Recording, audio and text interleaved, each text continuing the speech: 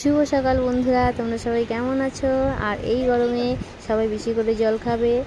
আর আমি একটু বেরিয়ে পড়ছি বাপের বাড়িতে, তার কারণ আমার একটু দরকার আছে, তাই আর দরকারটাও তোমাদের সঙ্গে ঠিক শেয়ার করবো। আর এই দেখো আমি রেডি হয়ে গেছি। বর্মশাই রেডি হতে এত লেট করে কি আর বলবো। তোমাদের আরেকটা কথা জানিয়ে রাখি, আমার গোপুসোনাকে কিন্তু আমি সব জায়গায় নিয়ে যাই, বাপের বাড়ি ঘুরতে যেখানে বলো সেখানে আমি আমার গোপুসোনাকে নিয়ে যাই।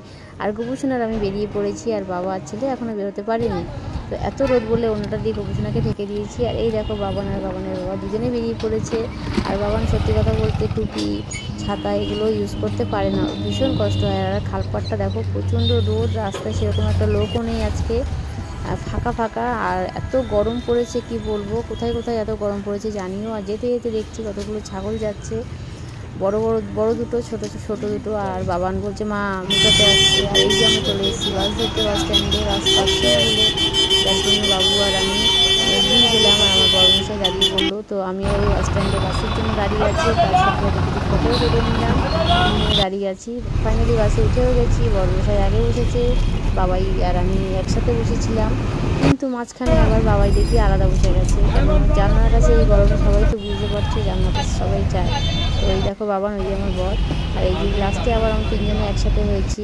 আর এই যে বাস থেকে নেমেই পড়ছি, এই জায়গাটা হচ্ছে ক্যান্টনমেন্ট, এটাই হচ্ছে এই বাসটার লাস্ট অফিস, ঠিক আছে? এখান থেকে আর বাসটা কোথাও যাবে না। তো বাস থেকে নেমে পড়েছি। আর এবার যাব টিকিট কাউন্টার। টিকিট কাউন্টার কোথাকার আমি সেটাও তোমাদের জানিয়ে দিচ্ছি। এটা হচ্ছে ক্যান্টনমেন্টের টিকিট কাউন্টার, যেখানে বাস লাস্ট স্টপেজ শেষ হয় সেখান থেকে টিকিট কাউন্টার শুরু হচ্ছে।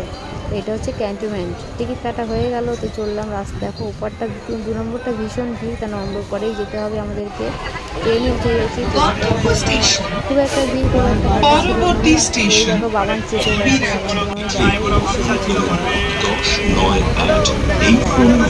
আর এই যে বাইরেটা দেখাতে পারছি না ঠিকভাবে, দেখাবো চেষ্টা করছি। ওই যে বাবাই বলছে মা ঠিক করে দেখালাম। এই দেখো বাইরের দৃশ্যটা কত সুন্দর।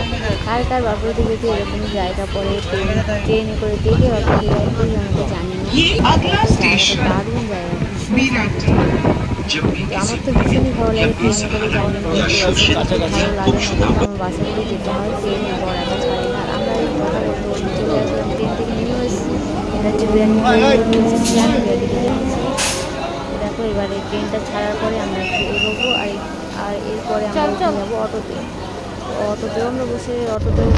এই যে বাবা বসেছে আর আমার বর পিছনে অটো থেকে নেমেও গেছি। এরপর এগুলির সামনে আর দাঁড়িয়ে আছি, এর কারণে আমার বরকে খুঁজে পাচ্ছিলাম না, যার জন্য ছেলে বললো মা একটু দাঁড়াও, কোথাও দেখতে পাচ্ছি না আমার বরকে। তো এই দাঁড়িয়ে থাকবো, যার জন্য দুটো ফটো তুলে নিলাম।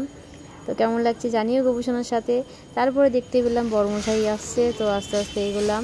আর তোমাদের আরেকটা জিনিস আমি দেখাচ্ছি, এই যে মন্দিরটা, এই মন্দিরটা আমি আগেও একদিন দেখিয়েছিলাম ভিডিওতে। ঠিক আমার বাপবাড়ির সোজাসুজি দুটো মন্দির, একটা সামনে একটা পেছনে, কালী মন্দির। আর এইটা হচ্ছে উঠোনে ঢুকতে গিয়েও একটা মন্দির পড়ে, মন্দিরটা তোমাদের আমি পরে দেখাচ্ছি। এই যে মন্দির, ঠাকুরটা আমি ঠিক তোমাদের দেখাচ্ছি পরে। চলে আসলাম, এসেই দেখছি মা রান্না করছে। কী রান্না হচ্ছে মাকে জিজ্ঞাসা করছি, মা বলছে চিকেন, তো ওটাও দেখাচ্ছি পরে। বাবানের গরম লেগে গেছে, এই যে সেই চিকেনটা মা যেটা রান্না করছিল।